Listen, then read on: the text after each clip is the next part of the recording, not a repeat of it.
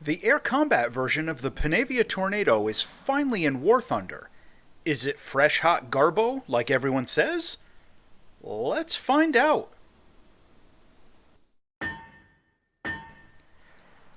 Building on the previous interdiction strike version of the Panavia Tornado, the development of the air defense variant was launched in 1976.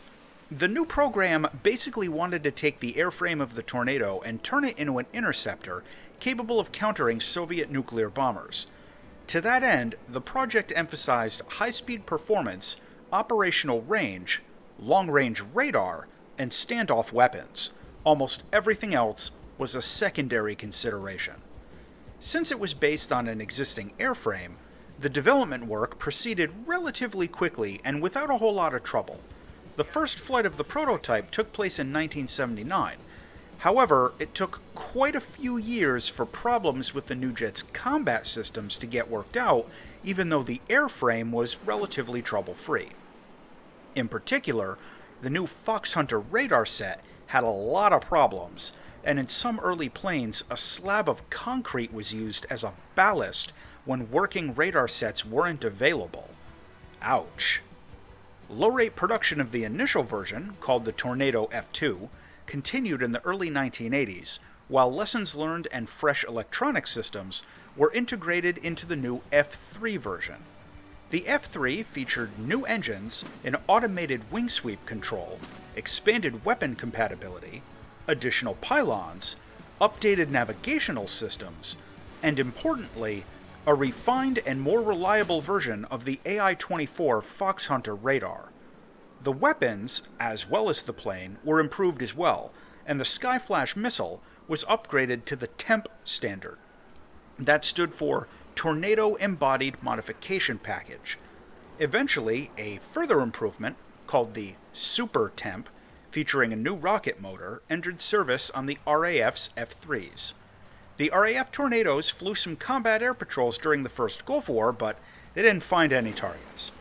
The Tornado ADV went on to fly for the United Kingdom, Italy, and Saudi Arabia, remaining in service with all three into the mid-2000s. What we get in War Thunder is the Tornado F.3, a jet fighter in Rank 8 of the British Air Tree at battle rating 11.3. Despite not having any air-to-ground weapons, the plane includes a ballistics computer and the pilot gets night vision goggles.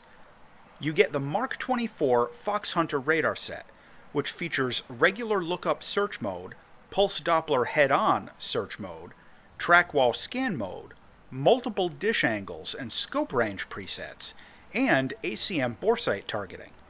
In practice, this radar is pretty effective, and I was able to lock targets in live matches out past 80 kilometers a few times. Also noteworthy, this plane can take a huge amount of countermeasures. In terms of weapons, the F-3 only has one cannon, but it can carry up to 8 air-to-air missiles, 4 infrared and 4 radar. Its IR missile is the AIM-9L. This is currently the top-performing Sidewinder in the game as of early 2023, and provides excellent all-aspect targeting along with 30 Gs of pull. The first radar missile you get is the Skyflash. This is a reasonably good semi-active radar missile, with 25 Gs of pull, decent range, and a respectable warhead. New to the F-3 is the Skyflash Super Temp. This is the upgraded version of the Skyflash built specifically for upgraded Tornadoes. In the game, its stats are essentially identical, except for a slight upgrade to the rocket motor compared to the normal Skyflash. Still, it's a great all-aspect weapon, even at BR-12, and you'll get kills with it. In terms of the plane's flight performance, the Tornado F-3 is amazing at flying in a straight line. The jet has excellent engine power. It accelerates well and has really good top-end speed. You can push it past Mach 1.15 even at low levels with a full weapon loadout. Plus, with its drop tanks, it has an enormous amount of fuel, which helps because the engines are pretty thirsty with the afterburners on. It climbs very well, as you'd expect from a plane like this, and the rate of roll is surprisingly good.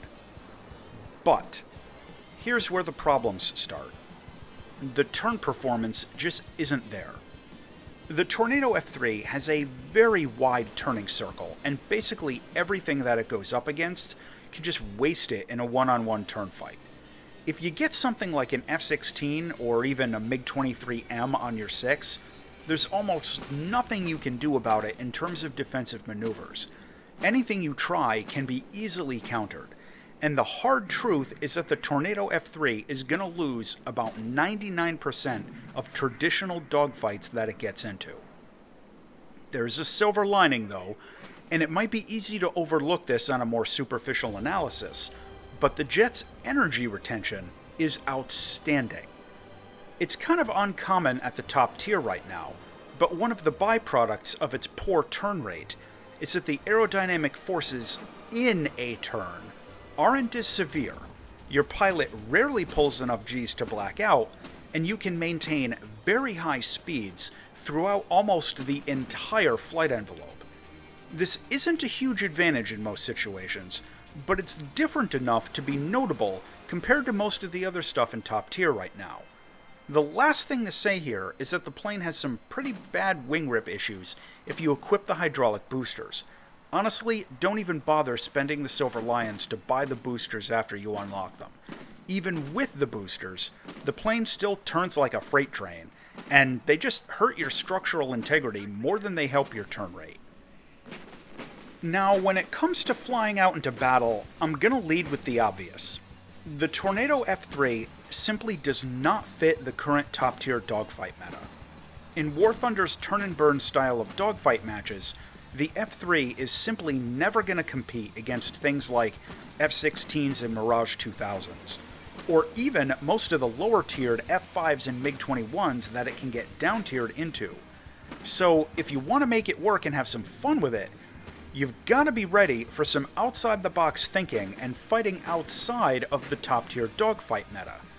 In fact, your best bet with the Tornado F3 is simply to do your best to deny the dogfight meta to your opponents. Now think about this for a minute. What does this plane have? It has speed, decent radar, lots of pretty solid all-aspect weapons, energy retention, tons of countermeasures, and an enormous amount of fuel. In real life, this was built to intercept Soviet bombers far away from their targets, and in War Thunder, it's almost purpose-built for flank and spank tactics. Now, the only way I've been able to get this jet to work is to use its insane fuel load to stay in full afterburner for the opening phases of a match, using its speed to shoot out to the edges of the map and outposition the enemy team, so that you're coming in to flank at about the same time the mid-map furball is starting. Use your speed, energy retention, and huge load of missiles to just plow through the edge of the battle, taking shots without slowing down. Deny your opponents the opportunity to outturn you simply by running away from them. If you make an attack pass at someone who's not already supersonic, they'll probably know it isn't worth the clock time to try chasing you down, and they might not be able to anyway. So, just run. Dump missiles all over the place and get the fuck out, throwing chaff and flares non-stop. This is an interceptor, so fly it like one. Try to avoid engaging more than one target at a time, and try to avoid dumping too much speed during an attack. Again, this plane will never be part of the rank 8 dogfight meta. But if you're patient, and you can live with slow-paced interception tactics, it doesn't have to be complete garbage. Visually, the Tornado F3 is kind of an odd-looking plane at most angles.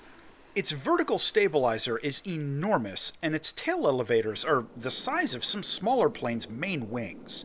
Still, it's got a pointier nose than the Tornado IDS, and in my opinion, this is the better looking of the Tornadoes. You get a few custom skins too, so that's always fun. Landing this thing is a little quirky. Its air brakes aren't super effective, but it's got thrust reversers, and its brakes are actually pretty strong. Just remember that it doesn't turn well, especially at low speed, so line up your approach slightly farther than you'd think you should in a top tier jet. You can safely drop gear a little under 400 kilometers an hour. The cockpit is very well detailed. The instruments are mostly in good spots, the radar warning receiver's right where I like it, and the map display's actually useful, thinking back to those tactics I mentioned a few minutes ago. Average visibility, but you shouldn't be dogfighting anyway, so it's a little less important. Overall, good cockpit. To close out on the Panavia Tornado F.3. This jet has a reasonably good radar set, carries lots of missiles, is overflowing with countermeasures, it's really fast, and has good energy retention. However, it will never be a good dogfighter, and it will never fit in to the top tier air battles meta. It's prone to wing rip issues, has no ability for ground attack, and it left one of its cannons back at the hangar. The final verdict on the Tornado F.3 is that this will be very difficult to make work out in matches. If you're looking for a dogfighter, it's probably best to look somewhere else. If you're looking for an honest challenge, maybe jump in. As always, thanks for watching.